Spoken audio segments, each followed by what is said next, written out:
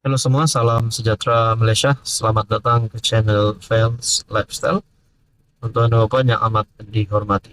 Terima kasih kerana terus setia dan bersama di dalam channel ini. Ini adalah satu berita yang mengejutkan ramai di antara kepimpinan politik kerajaan maupun pembangkang. Ini adalah perkongsian daripada Harapan Daily bertarikh 19 Oktober. Saya boleh katakan ini adalah satu kematian yang pasti mengejutkan Anwar Ibrahim sebagai Perdana Menteri dan mengejutkan lagi ramai pemimpin politik di seluruh Malaysia. Kematian Sinwar, kegagalan masyarakat antarabangsa, tegakkan keamanan, keadilan. Perdana Menteri Datuk Seri Anwar Ibrahim menyifatkan kematian pemimpin Hamas Yahya Sinwar beberapa hari lalu sebagai kegagalan masyarakat antarabangsa menegakkan keamanan dan keadilan. Malaysia berduka atas kehilangan seorang sosok pejuang dan pembela rakyat Palestin, Al-Shahid Yahya Sinwar, yang dibunuh ganas oleh rejim biadab Zionis, kata beliau dalam satu hantaran di akaun sosialnya. Sekali lagi komuniti antarabangsa gagal memperjuang serta memastikan keamanan dan keadilan tertegak lantas memburuk situasi konflik. Malaysia mengutuk keras pembunuhan ini dan ternyata percubaan rejim untuk melemahkan tuntutan pembebasan tidak akan berjaya. Walhasil, Malaysia mendesak agar kebiadaban Israel disanggah komuniti antarabangsa dan betapa pembantaian berterusan warga Palestin mesti segera dihentikan. Laporan terbaru CNN memetik ahli patologi Dr. Chen Kugel dari Pusat Perubatan Forensik Kebangsaan di Tel Aviv. Berkata, Sinwar maut akibat kecederaan otak traumatik yang teruk selepas ditembak di kepala. Ini bagi saya adalah satu lagi berita menggemparkan kepimpinan politik Malaysia dan pasti satu kematian yang mengejutkan ramai. Tuan-tuan, teruskan bersama di dalam channel ini. Halo semua, salam sejahtera Malaysia. Selamat datang ke channel Fails Lifestyle. Tuan-tuan dan Bapak yang amat dihormati. Kerajaan yang ada hari ini kerajaan perpaduan. Kerajaan Pakatan Harapan dan Barisan Nasional. Saudara-saudara, kerajaan PHBN hari ini yang mungkin mempunyai kekuatan yang kukuh sehingga boleh meneruskan kerjasama ini sehingga PRU16. Namun ada yang berkata UMNO lebih baik gerak solo.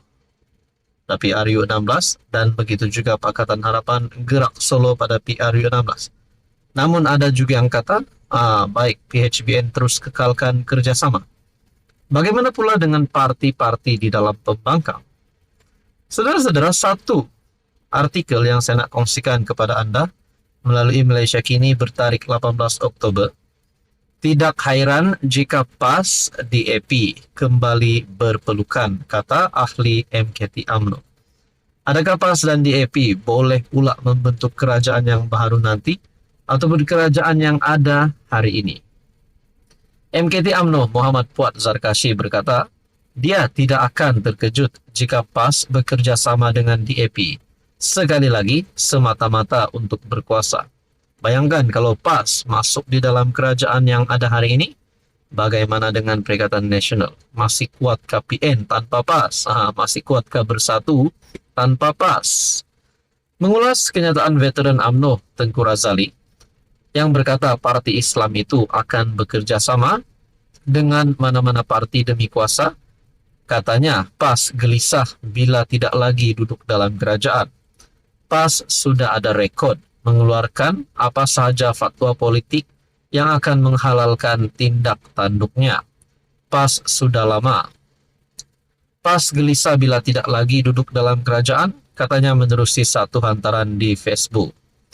Dalam satu temu bual baru-baru ini, Razali berkata, misi PAS yang berangan-angan untuk menghidupkan semula gabungan politik Muafakat Nasional adalah jelas untuk mendapatkan kuasa semula. PAS ini, jika tiada perkara mereka boleh dapat untung, mereka tidak akan bersama dengan UMNO. PAS mahu kekal berkuasa dan jika mereka fikir tiada peluang untuk kekal dalam pemerintahan negara, sudah nampak parti ini awal-awal lari daripada UMNO. Jadi saudara-saudara, menurut MKT UMNO tidak heran jika PAS DAP kembali berpelukan. Namun satu lagi berita yang mengejutkan yang berkata, kalau mahu cepat jadi kerajaan, PAS boleh sertai kerajaan Madani, kata Puat Zarkashi melalui perkongsian daripada Malaysia Gazette bertarikh 18 Oktober. Bukan sesuatu yang menghairankan sekiranya PAS kembali bekerja sama dengan DAP, kata MKT UMNO Puat Zarkashi. Ini kerana dakwa Speaker Dewan Undangan Negeri Dun Johor itu, PAS akan bekerja sama dengan mana-mana parti demi kuasa dan gelisah apabila tidak lagi duduk dalam kerajaan. Saudara-saudara, andai kata PAS masuk di dalam kerajaan yang hari ini, apa pandangan yang Anda boleh berikan? Sila komen di bawah. Dan bagaimana dengan UMNO yang ada di dalam kerajaan hari ini? Dan bagaimana dengan Parti Bersatu yang di dalam Perikatan Nasional hari ini bersama-sama dengan PAS ataupun Perikatan Nasional sebagai pembangkang? Kalau PAS masuk kerajaan, sudah pasti Bersatu tinggal dengan gerakan di dalam PN. Ataupun mungkin satu blok PN terus sokong kerajaan. Saudara-saudara, apa komen Anda? Halo semua, salam sejahtera Malaysia. Selamat datang ke channel Fels Lifestyle. Terima kasih kerana terus setia dan bersama di dalam channel ini. Tuan-tuan dan puan yang amat dihormati. Satu lagi berita baik. Satu lagi berita yang paling dinantikan seluruh Malaysia, yaitu pembentangan Belanjawan 2025.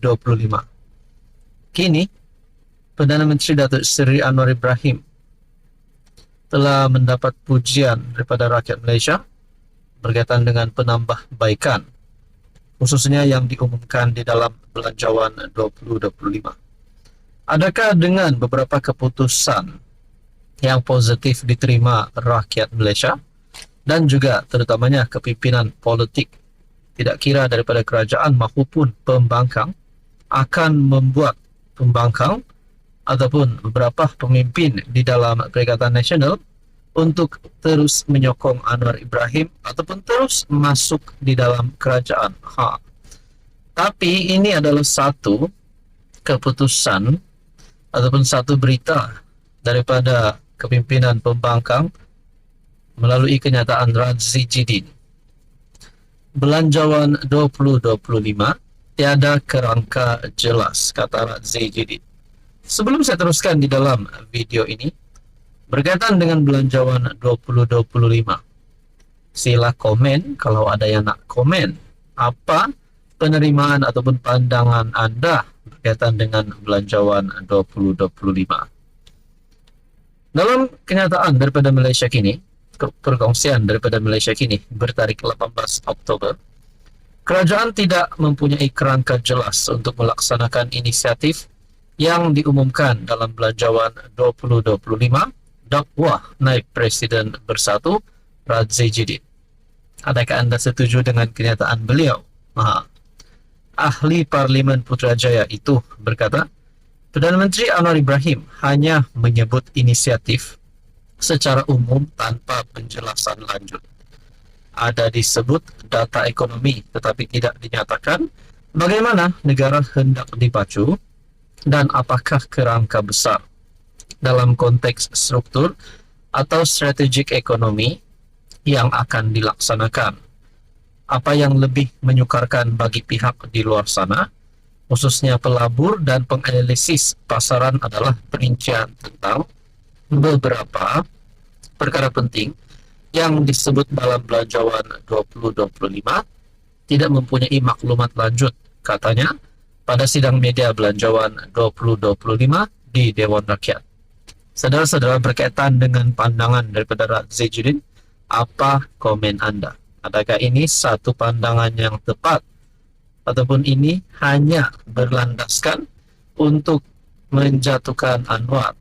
Mungkin mereka nak jadi kerajaan, nak tumbangkan Anwar, Lalu keputusan yang diumumkan Anwar melalui belanjawan 2025 dilihat mereka sebagai tidak benar ataupun tidak tepat. Razim memberikan contoh perluasan cukai jualan dan perkhidmatan SST. Dikatakan SST akan ditingkatkan bagi skop tertentu dan diperluaskan skopnya, tetapi di mana perinciannya?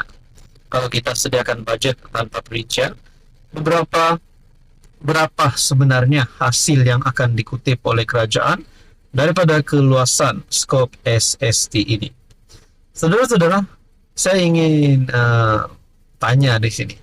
Adakah teguran Razi Jidin ini sebenarnya ikhlas ataupun sebenarnya apa yang ditegur ini benar-benar untuk membangkang Anwar Ibrahim? Ataupun sebenarnya mereka tidak lihat bagaimana cara semasa mereka menjadi kerajaan dulu, adakah mereka mengurus dengan baik daripada Anwar Ibrahim? Nah, itu menjadi persoalannya. Terdahulu, Anwar yang juga Menteri Keuangan membentangkan belanjawan 2025 bertemakan ekonomi madani, negara makmur, rakyat sejahtera di Dewan Rakyat. Saudara-saudara yang amat hormati, apa komen Anda berkaitan dengan isu ini?